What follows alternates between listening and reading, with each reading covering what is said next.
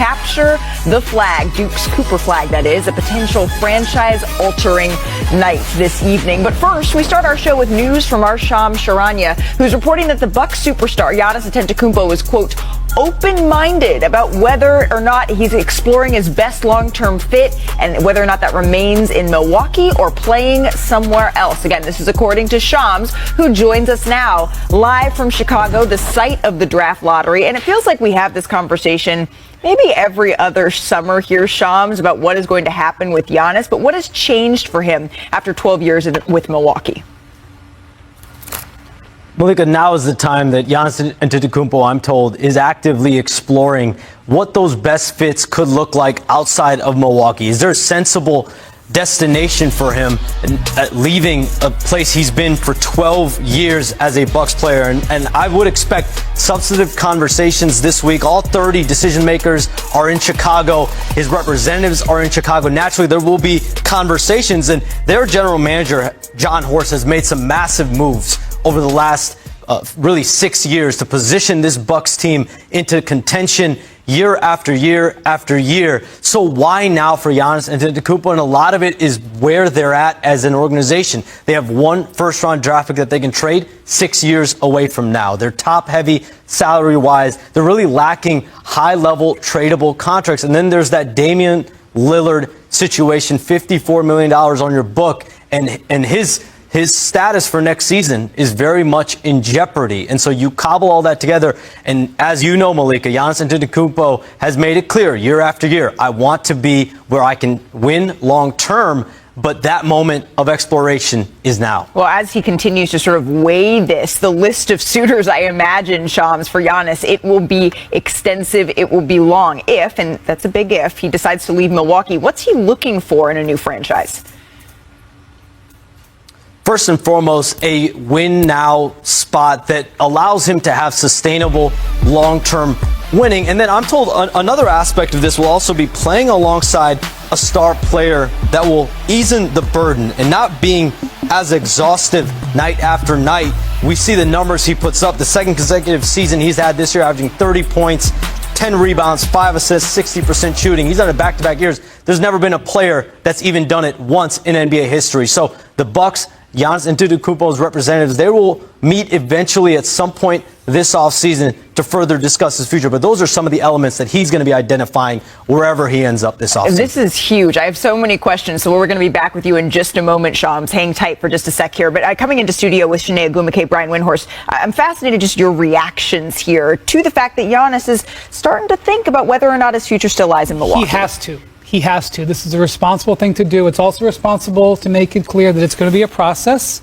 He has a set of decisions to make. He has a set of things he needs to watch. But the Bucks are in a position where they are at the end of one era, and I'm not sure that they can move into the next era. All of their key players, at least most of them, are older than him. Their draft assets are exhausted.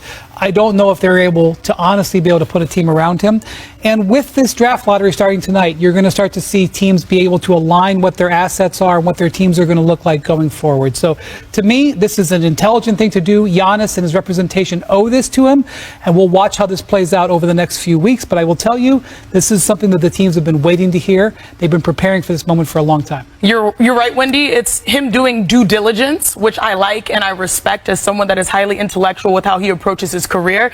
But it's also interesting because, Malika, you know this most recently, you turn 30 and life hits you different. You have different motivations, right? Wow, I felt that in my chest. No, I said Malika knows it most recently, okay? But when I think about as a professional athlete, your motivations, there's two things. There's loyalty, and then there's championships. And I always tell people you have two births when you make it to the pros. You have the day you were born, where you were, right? For me, it's Tomball, Texas.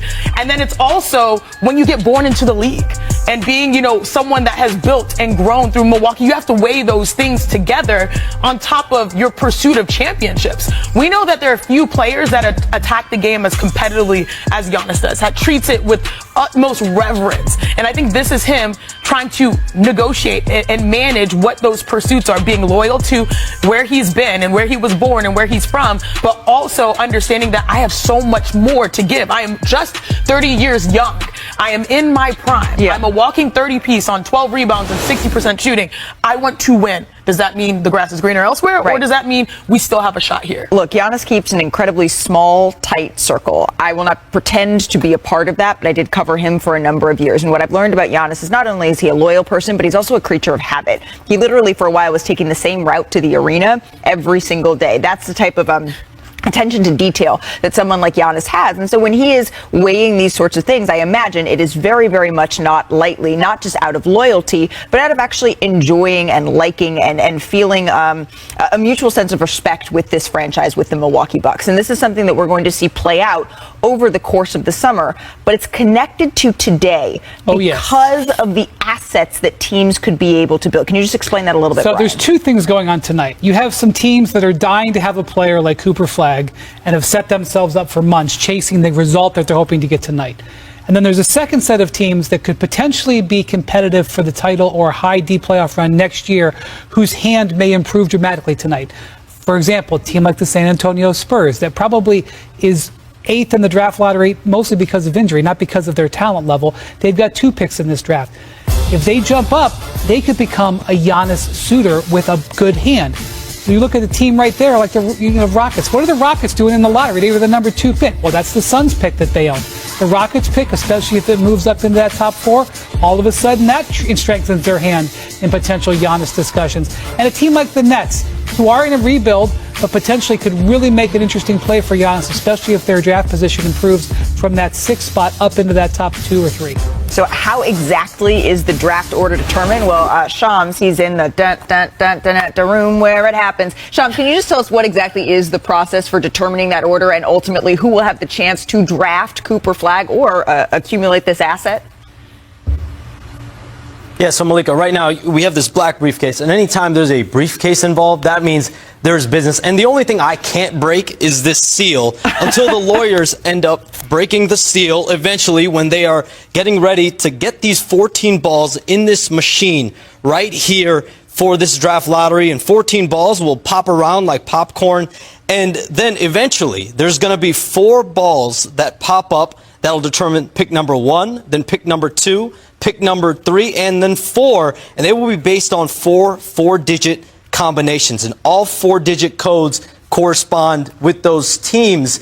And there's 1,001 potential options and combinations. And the 3 teams with the highest percentages, as we know here, it's Utah. There's teams like Charlotte and Washington. So all have the same percentage chance to potentially get Cooper Flag in that number 1 overall pick. You know, when Shams has a briefcase, he means business. They call him Shams Bond. Shams, thank you so very much for explaining that. Enjoy the lottery night and the hair, right? It's very smooth. Like, here's a look at lawyer. the top 5 prospects in this draft. According to ESPN's Jonathan Givony, Cooper Flag, of course, the top prospect, followed by the Rutgers duo of Dylan Harper and Ace Bailey. Shams is going to have interviews with some of those in the draft lottery show. Today's awesome, though, if you're a Hoops fan, because we have the lottery and we got some playoff action. But before we continue to look ahead, the postseason action was in full swing this weekend. We have your top plays, starting at number 3, Let's Sinead. go. Jamal Murray, Friday night drives, finishes. Ooh, tough left That hand. is like straight up. I remember when he made this play back to the rim. That's just muscle memory. And by the way, over Chet Holmgren, manning the middle, too.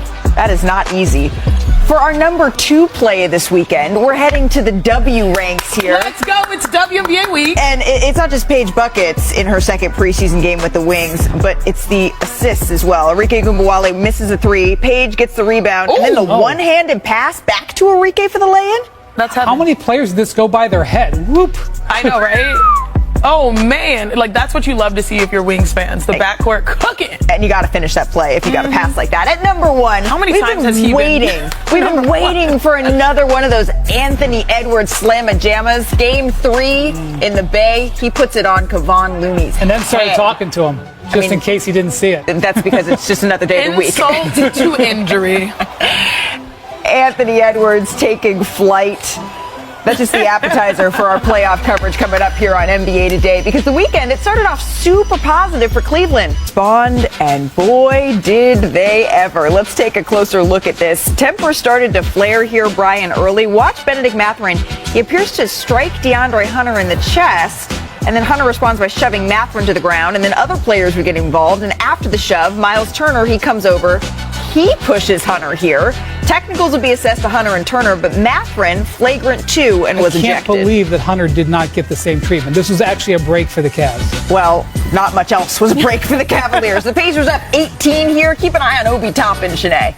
Yeah, you know, this is the thing. When one team is playing with force and has finesse like that, you have a feeling it's going to be your night, especially when you're at home. That was a great finish from Obi. It reminds me of something else. Let's flash back 45 years ago yesterday, Game 4 of the NBA Finals. It's Dr. J hitting that iconic up and under. I see it. Little reverse against the Lakers. 45 years later. With all due respect to Obi Toppin. Guys still pulling it. Finish the sentence, Wendy.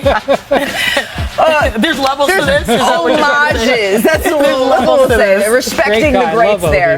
Later in the second, Miles Turner hits the 3. Pacers just starting a big scoring run here. Next possession, Tyrese Halliburton. He gets in on the 3-ball action. I mean, no one's winning the point of attack if you see these plays for the Cavs. Like, it looks like target practice out there. Right here, Turner connecting on another 3. The Cavs did not match the physical. Our guy, Kendrick Perkins, he did not need to be tweeting the way that he was. The Cavaliers' mothers are watching this. He was so out Some of his best work. Indiana rolls. Here's Rick Carlisle after the game. We haven't done anything yet. We're a pretty significant underdog in every game we've played in this series, and that will continue till the end. And we're going to keep approaching this like we have everything to prove, and we know people don't believe in us. Complete domination by them is really, it's kind of the story, kind of in every facet. It wasn't like, tactics or anything involved. They dominated us in every facet of the game.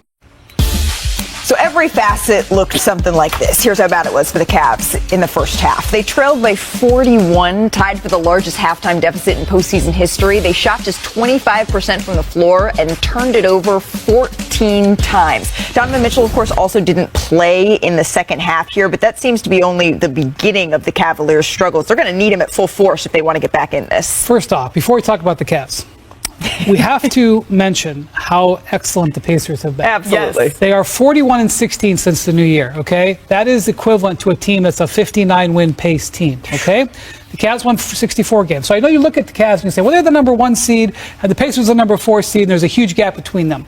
Not so much. And then you add the injuries and the fact that the Cavs have just got ice cold three-point shooting, and the Pacers are playing great.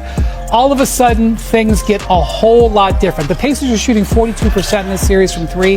The Cavs are shooting 30%. That was a weapon for the Cavs all season long. The Pacers have taken it away from them. The Pacers have played with such incredible force and speed, which has taken them out. Go ahead, Wendy. But I will say this. The Donovan situation is probably the most important piece of information the Cavs could have today. He did have an MRI this morning. Shams telling us that he avoided a major injury. Okay, we saw him warming up at the start of the second half, and he appeared like he tweaked something in his lower leg. So it is actually good news that Donovan will be considered game time, because they are going to need him to be great to have any chance to come back in this series. This series comes down to rhythm for me. You know, rhythm is not just in music, it's also in hoops with how you play. And these two teams finished the regular season strong. They were in rhythm, but then they lost the Cavs their rhythm because of health and their lack of availability of their star players. And if you look at the converse, the Pacers have just continued, as you mentioned, since January to build and build and build. We saw one of the most chemistry type of induced first half, 25 assists in the first half, most by any team in the playoffs. They finished with 37 assists on 49 field goals. It doesn't matter who's in front of them, whether it's Giannis, whether it's Donovan. Yeah. This team is a well-oiled offensive machine. The number one thing besides Donovan Mitchell is to figure out ways to disrupt what we're seeing offensively that has been spectacular. There's a reason that they were in the conference finals last year. I think they were easy maybe to forget about this Indiana Pacers team. Not so much anymore. They have a commanding 3-1 series lead. That was one game yesterday. In the other, one may smile and still be a villain. And SGA, he played the foil to the Nuggets on Sunday. It was a tight turnaround from Friday night's Game 3, and boy, did it show. I don't want to say noon at a LA Fitness, but not too far off Mark Jones, right? Third quarter, Nuggets up 3. Jamal Murray dribbles it up, hits the 3. Feeling good. Denver taking a 6-point lead here. And then a few minutes later, as he's grooving and jamming, Nikola Jokic hits the three. Denver made 7 threes in the third after only making 3 in the whole first half. Denver up 6 headed into the fourth. But here's SGA. He knows his mindset has to change a little as a star trying to close out the game. Those are the moments where the guy on the team earns his buck. And earn his buck, did he ever. Next under possession, Shai Gilgeous-Alexander, little fadeaway, Shanae. Yeah, what I love about Shai Gilgeous-Alexander, everyone has great expectations for the presumptive MVP, but he's still going through the process of having to take down his opponents, and you're seeing it in real time. 9 points, I believe, in the fourth. Yeah, a far cry from what he was in Game 3, where he couldn't hit a field goal in the fourth quarter and overtime. And then on the other side for the Nuggets, their star struggled in this one late. He only had 5 points, 2 of 7 shooting in the final frame. Jokic did tally 43 minutes in this game. Maybe the fatigue is just starting to show a little bit. But OKC, they even up the series here. Here's Jokic on this young Thunder team after the game. They're physical, they're handsy, they're coming, they're really, they're good with help, and sometimes I just cannot make a shot. So it's a little bit of everything right now. It's best out of 3. It's not a funeral, guys. It's best out of 3. We lost the game. On to the next. Cool heads prevailing there for Jamal Murray, but it was another inefficient game for Jokic in this series. After 3 straight poor shooting games, he's shooting 39% for the series. That's on par to be his worst in a series over his career. He's also averaging just under 6 turnovers a game, also on pace to be the most in a series in his career. Usually with the Joker, we're asking why so serious, but I'm asking why is he struggling, Shanae? You're starting to see the effects of Game 7 versus the Clippers in these last 2 games. That's what it feels like. Obviously versus the Thunder. And if you look at these numbers right here, they have played a lot of minutes so far this postseason. So typically you look at who's played the most, you're going to be like, oh, I bet you it's the New York Knicks. No, it's actually the Denver Nuggets. Hey, there's one Nick. There is one Nick. There's only one. But Jamal, Jokic, Christian Brown, obviously, you know, Aaron Gordon, they've all played a lot on top of coming into this series with an overtime game as well. And so I think that's why you start seeing Jokic. I watched him at the top of the game, I'm like, oh, that's automatic. It was a miss. And he spoke to those misses. When you're tired, your shot is short. You don't have that explosive nature. Like, it's just things are much more difficult when it's happening rapidly against the youngest team in the NBA that loves to run and gun. I'm afraid to say, because we were all sitting up here when they were struggling against the Los Angeles Clippers, getting blown out of the water and saying, oh, they just look tired. I don't know if they have any more left. I never put it past Nikola Jokic to find another gear. He's a 3-time MVP for a reason. But you're just not looking at the last 3 games, Brian. You're looking at something else. Yeah, I'm looking at the last 7. It's 7 games in 13 days. It's a brutal stretch dating back to the absolute battles they were with the Celtics in games 5, 6, and 7. Okay, I just want you to look at that. 40%. He shot 55% or better in the last 3 postseasons. Okay? He's also, his free throw percentage is down 15%. Free throws he's not even making at his normal clip year over year, okay?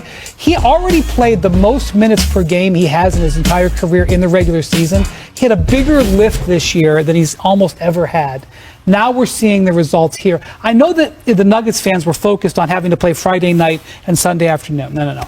This is a result of the last 2 weeks that is wearing him out. Also, Wendy, you talk about the lift, right? He has physically trying to carry his team along because his teammates, his role players, are banged up as well. But it's also the mental lift. Like, we've seen so many plays or possessions where during a timeout, you know, he's here galvanizing his squad, yelling, like trying to be the coach on the floor when they made that change. So it's not just him playing, it's also him leading and coaching his team in real time. Absolutely, and no rest for the wicked. 25% from 3 in both games 1 and 2 before doubling that, making half of their 3-pointers, 20 for 40 in their Game 3 win. And Wendy, Joe Mazzulla said after Game 2 he liked the looks that the Celtics were getting, and so he wasn't going to change anything. We all kind of felt like it was just a matter of time before the Boston Celtics got going, and now they have. Kinda. They're still a matter of time, because I know that it looked a lot better if you're a Celtics fan. But Jason Tatum and Jaylen Brown are not yet playing to their potential offensively, not even close. They were 15 of 37 in this game. Like, yes, Tatum especially hit some shots coming out of the gate, but they're still collectively, those two, shooting under 30% on 3 in this series, and between them only shooting 34% overall. So it was better. But if you're in New York, you better expect them to get going even more, and you're going to need even more points, I think, at some point. Well, it's not just the shooting of the Boston Celtics that could decide this pivotal Game 4. That sounds like a job for my sis, the queen of the tape. There's no one who is better at breaking down tape than Shanae. Roll the tape. Oh, snap. This is my sister squad. I have something up my sleeve. Shh. Big Cali energy here at the Intuit Dome. We have a big cheat sheet on the Jumbotron. The biggest cheat sheet ever. Look at that finish. Turnaround 360. She has been balling. They ain't settling. Texas stays winning. Let me talk nerdy to you really quick. The winner of this game will likely win the series, y'all. If the Knicks win this game right here, historically, they would have a 95.6% chance of winning the series. And if the Celtics win this game, game 4, they would have stolen momentum and take back home court advantage. So New Yorkers, you might be a little nervous, but this is what you need to do if you're a Knicks fan. One, first of all, you cannot get into a big hole again. You cannot always play from behind. At one point of each game, they have been down by 20, by 20, by 30. They have to be able to keep it close in the first half, or at least try to win the first half. And then 2, you need your role players, your X factors to be stars in their roles.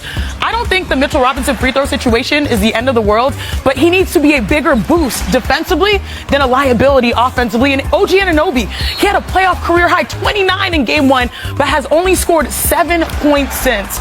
But if we're going to talk about scoring points, Karl Anthony Towns is truly the separator. He has stepped up his game on the other end, though, defensively, finally coming out of drop coverage.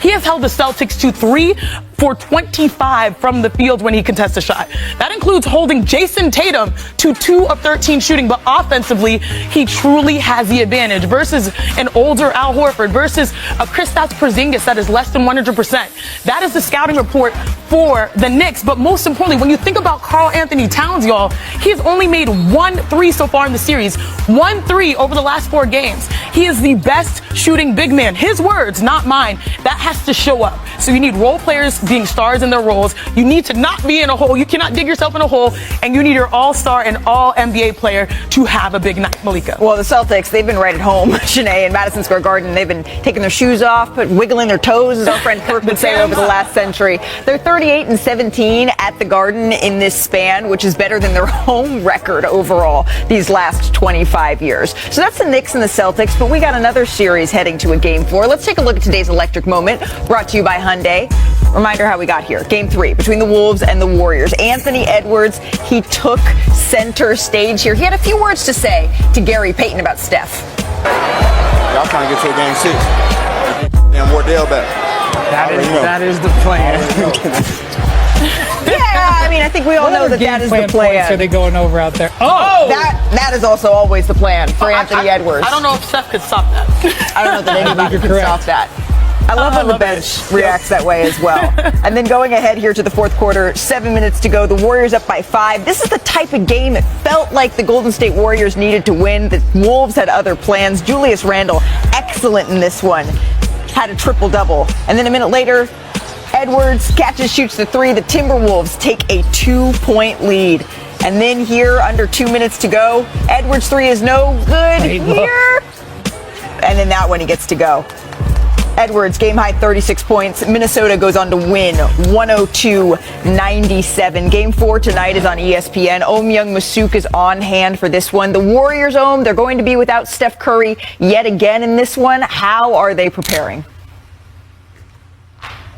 Malika, Steph was on the floor for shoot-around this morning, but obviously did not participate.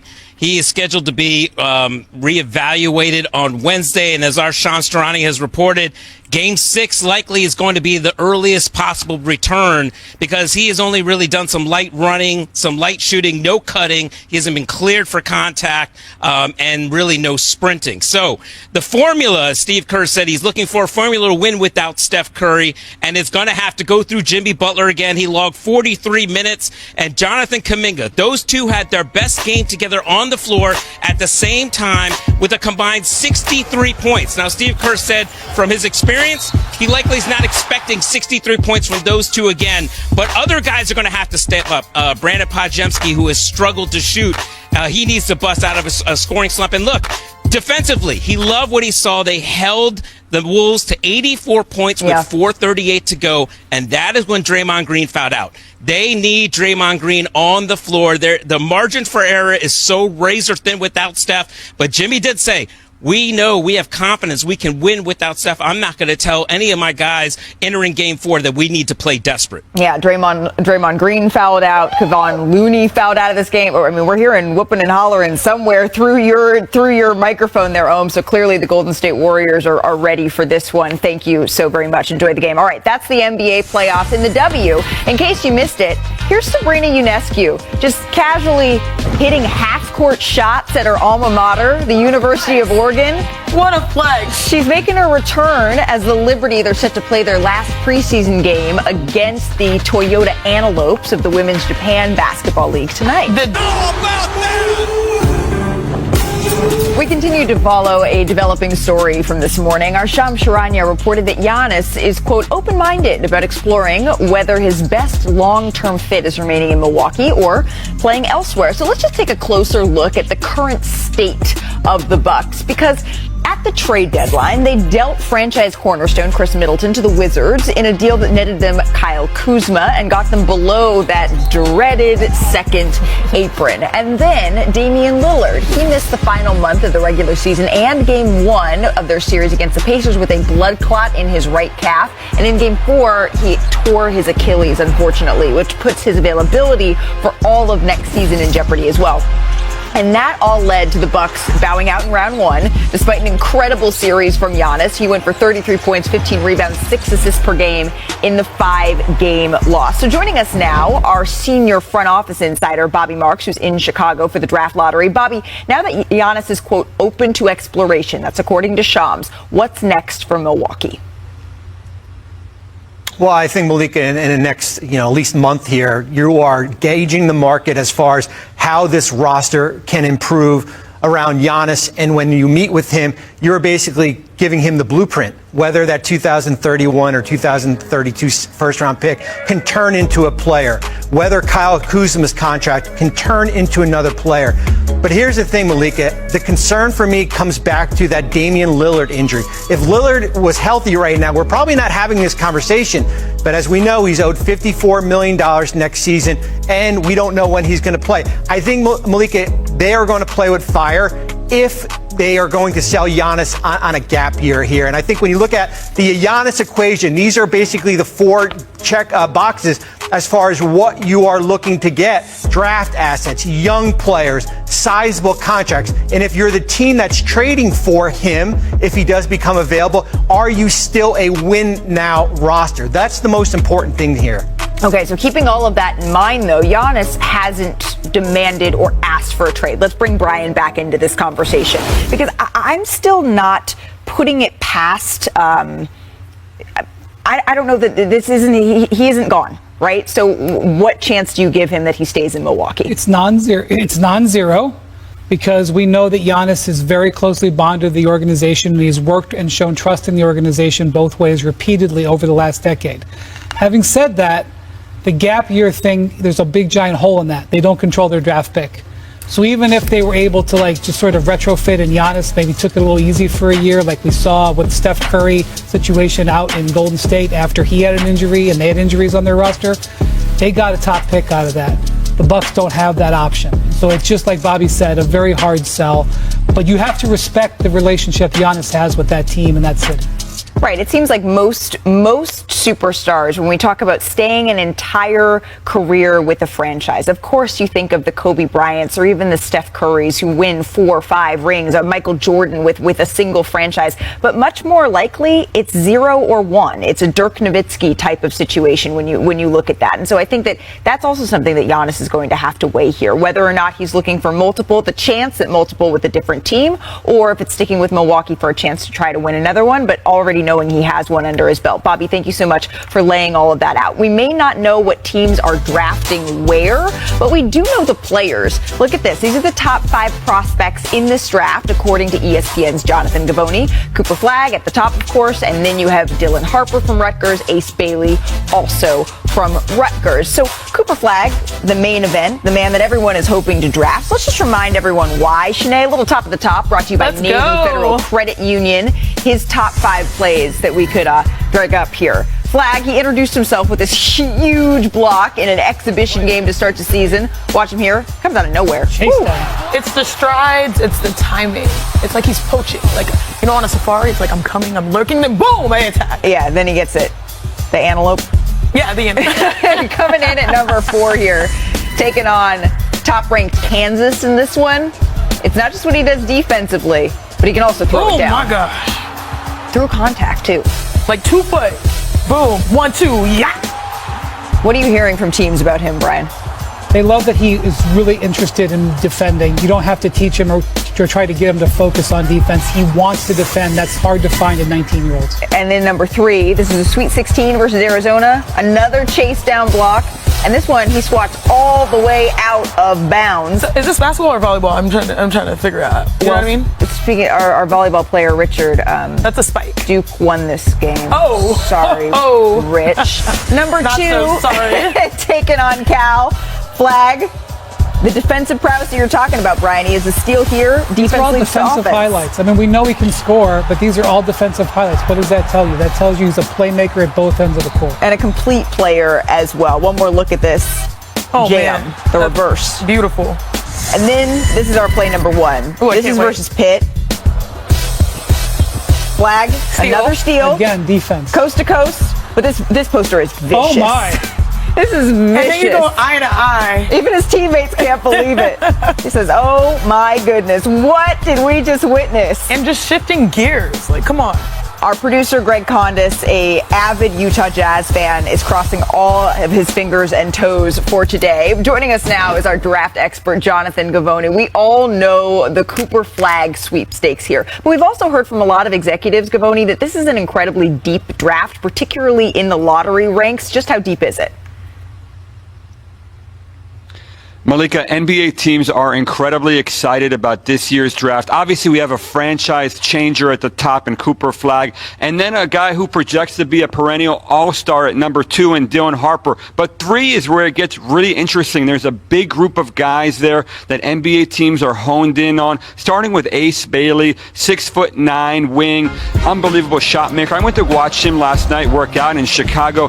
He is every bit the talent that he's billed as.